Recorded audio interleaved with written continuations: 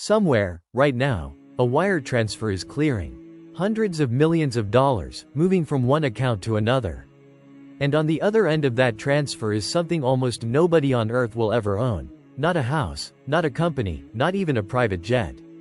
An entire airline, every aircraft, every pilot, every gate agent, every landing slot at every airport in the network.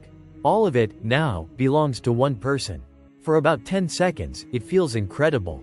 Then the first bill arrives. And the second. And the third. Because here is the part nobody tells you before you buy an airline. The moment you sign the paperwork, you are already losing money. Before a single wheel leaves the tarmac. Before a single ticket is sold.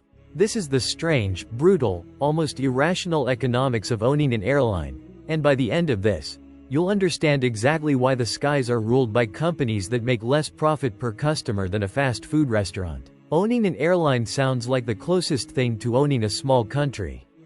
Your name on the tail of the plane. Your logo on 10,000 boarding passes a day. A private terminal lounge with your face, quietly, somewhere on the wall. It is the ultimate symbol of arrival, bigger than a yacht, rarer than a sports team, more visible than almost any other asset a person can hold. And historically, this fantasy has pulled in some of the richest men alive. Billionaires who already had everything, hotels, media empires, oil fields, and still wanted one more thing, wings. Richard Branson didn't need Virgin Atlantic to get richer. He wanted the version of himself that owned an airline. Howard Hughes, one of the wealthiest men of the 20th century, poured himself into TWA not because the numbers made sense, but because flight itself was the obsession. That's the pull. Airlines are not really bought with a calculator. They're bought with ego. And for a moment, let's stay in that fantasy, because it's important to understand it before we tear it apart. Imagine the scale of what you'd actually control. A single wide-body aircraft carries close to 300 people at once, 35,000 feet above the ground, at nearly the speed of sound, safely, thousands of times a year.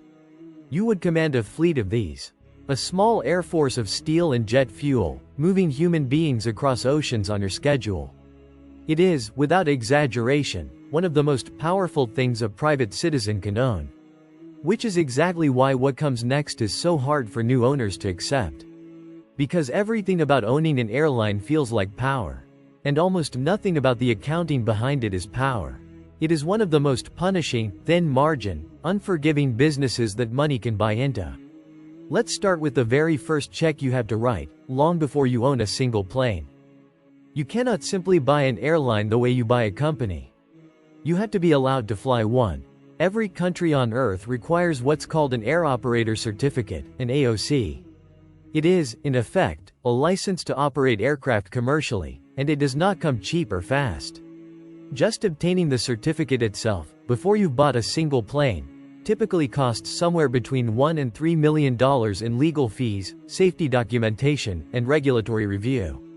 Aviation authorities don't hand this out to just anyone with money. They demand proof of competent management, proof of adequate financing, and a written operations manual so detailed it can run into thousands of pages, covering everything from how you'll respond to an engine fire to how you'll train a single flight attendant. This process alone can take 12 to 24 months. 2 full years where you are spending money, hiring aviation lawyers, hiring former airline executives to sit on your leadership team, and not flying a single paying passenger. And that's before the real capital requirement even enters the picture.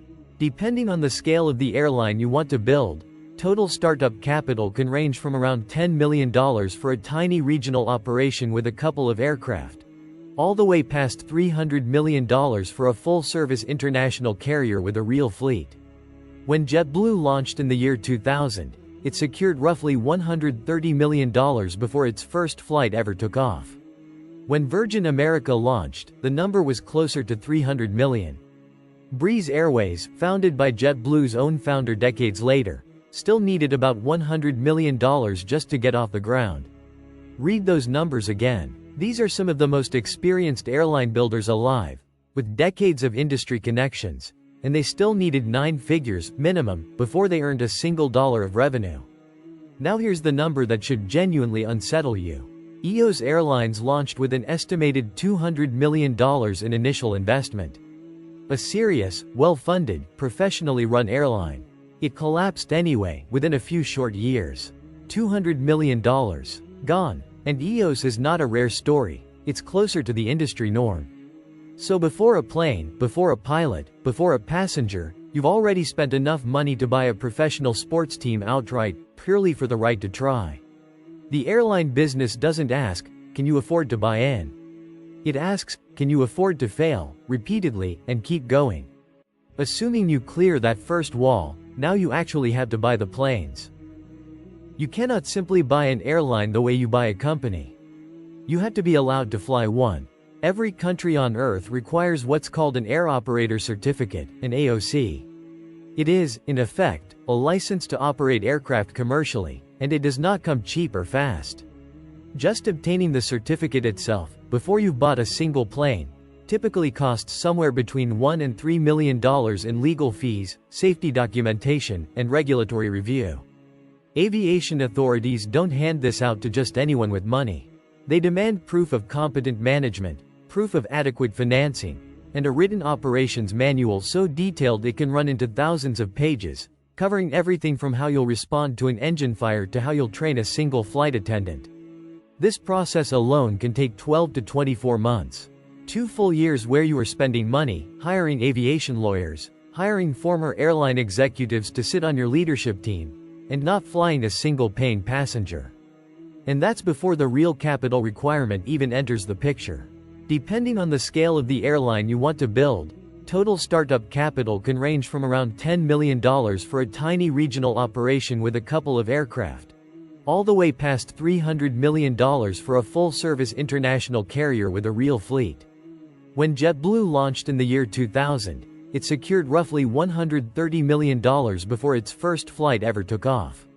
When Virgin America launched, the number was closer to $300 million. Breeze Airways, founded by JetBlue's own founder decades later, still needed about $100 million just to get off the ground. Read those numbers again. These are some of the most experienced airline builders alive, with decades of industry connections, and they still needed 9 figures, minimum, before they earned a single dollar of revenue. Now here's the number that should genuinely unsettle you. EOS Airlines launched with an estimated $200 million in initial investment. A serious, well-funded, professionally run airline. It collapsed anyway, within a few short years.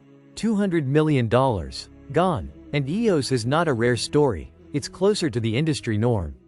So before a plane, before a pilot, before a passenger, you've already spent enough money to buy a professional sports team outright, purely for the right to try. The airline business doesn't ask, can you afford to buy in? It asks, can you afford to fail, repeatedly, and keep going? Assuming you clear that first wall, now you actually have to buy the planes. A single, modern narrow-body jet, the kind you've flown on dozens of times without thinking twice, has a manufacturer's list price north of $120 million. That's for the midsize version of a plane like the Boeing 737 MAX. Step up to the larger variants, and the sticker price pushes past $130 million. And that's before you've bought a single wide-body aircraft for long-haul international routes, where prices can climb toward $200, $300, even $400 million for a single airframe. Here's the twist almost nobody outside the industry knows. Nobody actually pays that price. List prices are closer to a fiction. A starting number for negotiation, the aviation equivalent of a sticker price on a car lot. In reality, airlines routinely negotiate discounts of 40 to 60% off list, especially on large orders. So that jet quoted at $120 million might genuinely change hands for $50 or $60 million once the real contract is signed. It's a hidden, secretive market. Boeing and Airbus don't publish what anyone actually pays, and airlines guard those numbers as fiercely as any trade secret. But even at a discounted $50 or $60 million per aircraft, remember, you need more than one. A functioning airline, even a small one, needs a fleet. 5 aircraft, 10, 20. The moment you multiply that per plane cost by a fleet size large enough to build real routes and real frequency, you're talking about a capital commitment that rivals building a skyscraper. This is precisely why most airlines don't actually buy their planes outright. They lease them. Leasing a single modern narrow-body aircraft can run around $400,000 a month. That sounds enormous, and it is. But compared to tying up $50 to $70 million in cash per aircraft, it's often the only realistic path. It's why so many airlines you fly today don't technically own the majority of their fleet. They're renting the sky, one contract at a time, from specialized aircraft leasing companies most passengers have never heard of. And leasing doesn't remove the risk, it just reshapes it. Miss a payment, and the lessor can, in the right circumstances, reclaim the aircraft. Your entire route network can be built on assets you don't actually control. So picture where we are now. You've spent $1 to $3 million just for the legal right to fly. You've committed tens of millions more, purchased or leased, for a fleet large enough to be taken seriously. You have pilots to hire, at salaries that can run into six figures per captain, plus flight attendants, plus mechanics, plus gate staff at every single airport you touch. And you still haven't sold a single ticket. Now let's talk about what happens after you finally start flying, because this is where the real horror story begins. So that's the first half of what it really takes to own a food truck. The truck itself, the paperwork, and the brutal fight for a good parking spot. But we're just getting started. There's still the food costs eating into every sale, the staffing struggles, how a single storm can wipe out your whole day, why social media now decides whether you survive, and the real math on whether this business actually makes money. If you want to see the rest of this breakdown, here's what to do. Hit like on this video, drop a comment letting me know you want part 2, and subscribe so you don't miss it when it drops. Your comments genuinely decide what gets made next, so let me know down below.